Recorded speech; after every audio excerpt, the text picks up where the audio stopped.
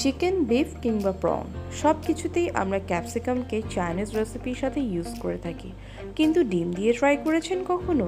তো চলুন না আজকে ডিমের সাথে একটা ক্যাপসিকামের ফিউশন করে ফেলি। তো শুরু করা যাক। প্রথমেই 4টা ডিমকে আমি ভালো করে সেদ্ধ করে নিয়েছি, আর এই প্রসিজিওরে ডিমগুলোকে ছিলে নিচ্ছি। খুব তাড়াতাড়ি কিন্তু ছিলে ফেলা যায়। ডিমের গায়ে এখন নাইফের সাহায্যে একটু চিড়ে নেব, যাতে করে এর ভেতরে স্পাইসেসগুলো ঢুকে যায়। এবার টমেটোগুলোকে কিউব করে কেটে নিচ্ছি, একইভাবে কেটে নিব ক্যাপসিকামগুলোকেও।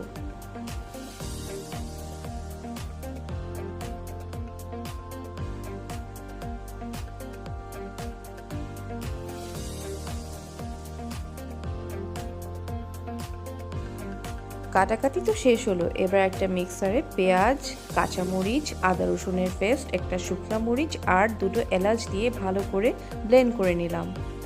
এই মশলাটা দিয়ে আজকে বেসিক্যালি রান্না করব।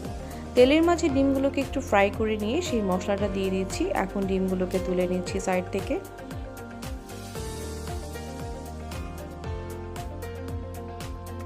মশলাটাকে ভালো করে তেলের মাঝে এখন ভেজে নিচ্ছি, যাতে এর কাঁচা গন্ধ চলে যায়। এরই মাঝে মিশিয়ে নিচ্ছি একটু লাল মরিচের গুঁড়ো, ধনিয়ার গুঁড়ো আর হাফ চামচের মতো টালা জিরার গুঁড়ো।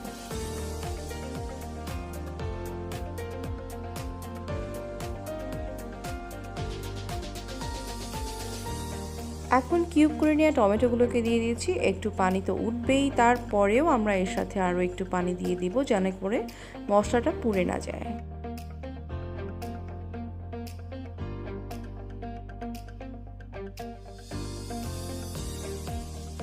খুব সামান্য জাস্ট 4 চামচের 2 চামচের মতো টক দই দিয়ে দিলাম।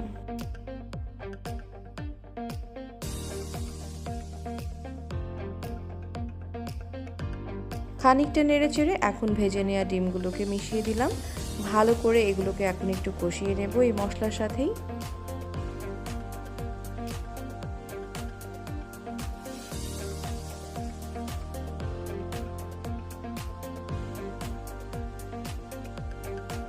দিয়ে দিচ্ছি 1.5 চা চামচের মতো একটু সুগার, যেটা স্বাদ ব্যালেন্স করবে। আর এখন ক্যাপসিকামগুলোকে বিছিয়ে দিলাম।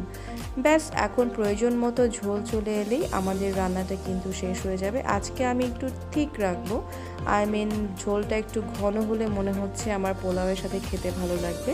সো আমি ঝোলটাকে একটু টানিয়ে নিচ্ছি, আর তার আগে দিয়ে দিচ্ছি বেশ কিছু কাঁচা মরিচ ফালি। সো রান্না কিন্তু শেষ হয়ে এলো। এখন আমি একটা সার্ভিং ডিশে এটাকে সার্ভ করে দিচ্ছি, আর পোলাওয়ের সঙ্গে খেতে এটা কিন্তু এক